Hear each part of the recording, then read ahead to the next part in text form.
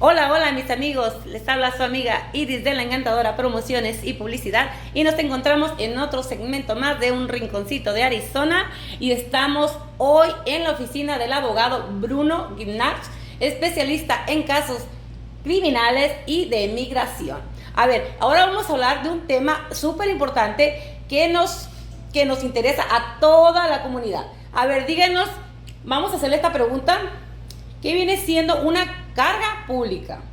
Carga pública es una ley que ha existido hace varias décadas ya. Es un requisito para una persona que quiere inmigrar a los Estados Unidos.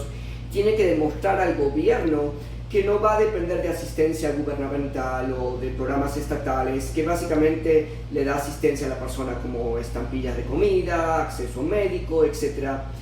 La diferencia ahora, lo que se está hablando mucho, es que a partir del 15 de octubre esta ley va a cambiar completamente. Anteriormente, la persona, el inmigrante, tenía que demostrar que tenía un patrocinador que se va a hacer responsable de él o ella. O sea, que el inmigrante no va a ser una carga para el gobierno o una carga pública. A partir del 15 de octubre, el inmigrante se va a tener que enfocar más en demostrar que va a ser autosuficiente, que él o ella misma está haciendo el suficiente ingreso como para demostrar que no hay una gran probabilidad que en el futuro sea, obviamente, una carga pública.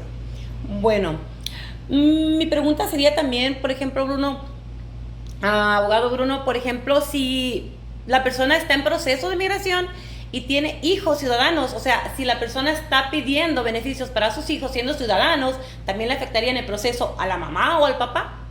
Primero que nada, este proceso a partir del 15 de octubre solamente le afecta al inmigrante que está pidiendo asistencia pública. No afecta si los hijos están pidiendo, si la esposa, si los padres, mejor dicho, no tendría que afectar. Solamente se lo va a mirar a la persona, al inmigrante o al solicitante, particularmente si él o ella está recibiendo asistencia pública. Segundo, esto solamente afecta a personas que están aplicando para la residencia permanente por medio de petición familiar. Hay muchas formas de hacerse residente permanente, por ejemplo, proceso de deportación, una visa U, VAWA, etc. Pero el cambio de la ley de carga pública no va a afectarles a estas personas. ¿O solamente sería por aplicar por medio de un familiar? Principalmente sí, hay otras excepciones, pero principalmente estamos hablando de personas que están solicitando tu ajuste de estatus o la residencia permanente por medio de un familiar. Porque personas que están ajustando, por ejemplo, por medio de una visa U, ellos ni en este momento tienen que demostrar que no son una carga pública y tampoco lo van a tener que hacer a partir del 15 de octubre. Ok, otra pregunta más que también pienso que me gustaría que nos ayudara con eso, por ejemplo, las personas que vienen a veces y sin querer o como le puedan llamar, tienen un accidente y reciben, por ejemplo, acceso de emergencia, digamos. Seguridad de emergencia, no la están pidiendo, pero aún así se la proporcionan. Quiero saber si eso también puede llegar a afectar a las personas para cuando quieran llegar a arreglarse una situación migratoria aquí. No, access de emergencia no es algo que va a descalificar a la persona. Hay programas específicos, pero cuando se trata de access de emergencia no es algo que tendría que afectarle negativamente a la persona.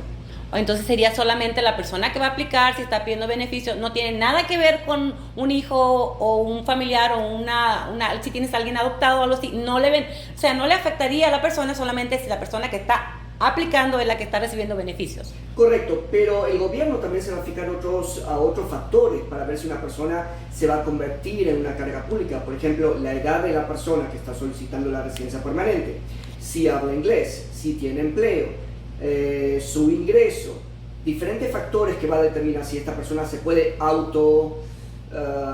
sostener, por decir, o si va a ser autosuficiente. O sea, que la persona tenga ingresos suficientes para poder mantenerse y no ser una carga pública para el gobierno, es lo que usted me está tratando de decir. Exacto, pero hay otros factores que le va a afectar negativamente. Una persona que no habla inglés, una persona que no tiene una educación, una persona que tiene mucha familia viviendo en su hogar.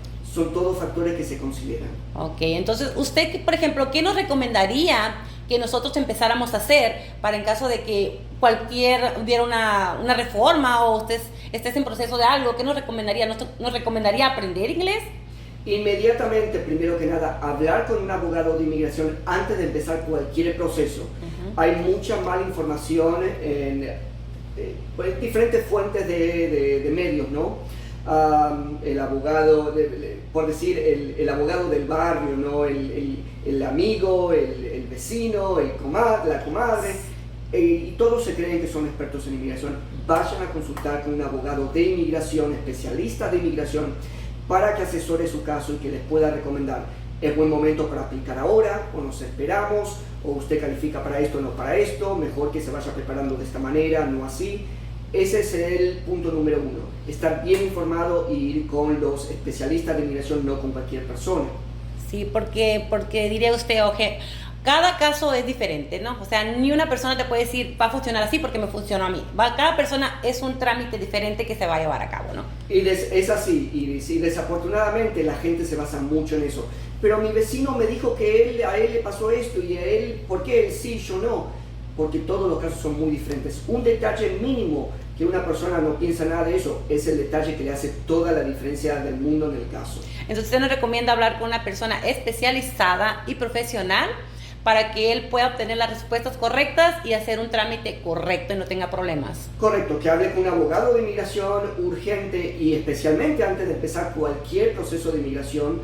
Número 2, si tiene un caso penal pendiente, que hable con un abogado de inmigración, pero que también sea defensor de casos penales. Con respecto a la pregunta que hiciste anteriormente de aprender inglés, siempre es buena idea. Bueno, estamos viviendo en Estados Unidos y nunca va a estar de más aprender el inglés. Bueno, espero que les haya servido bastante la información que nos dio el abogado Bruno. ¿Nos puede proporcionar su dirección, abogado, por favor? Por supuesto, es 1401 West Washington Street, Suite 200, Phoenix, Arizona, 85007. ¿Y el número de teléfono también, por favor? Es el 602-266-5555. Y, por ejemplo, la persona viene, ¿sería la consulta principal gratis o tendría que pagar algo? Depende del tipo de caso. Hay consultas que califican para una consulta gratis, hay otras que no, pero eso ya depende del caso, y cuando llaman les informamos si califican para una consulta gratis o no. Y si la consulta no es gratis, ese dinero se aplica para cuando me contratan en el caso, si es que me contratan. Sería como un crédito para el caso. Exacto. Bueno, pues nos vamos a despedir por hoy en un rinconcito de Arizona. Espero les haya servido bastante esta información y nos despedimos con el abogado licenciado Bruno Guitnash. Nos vemos, hasta la próxima. Adiós.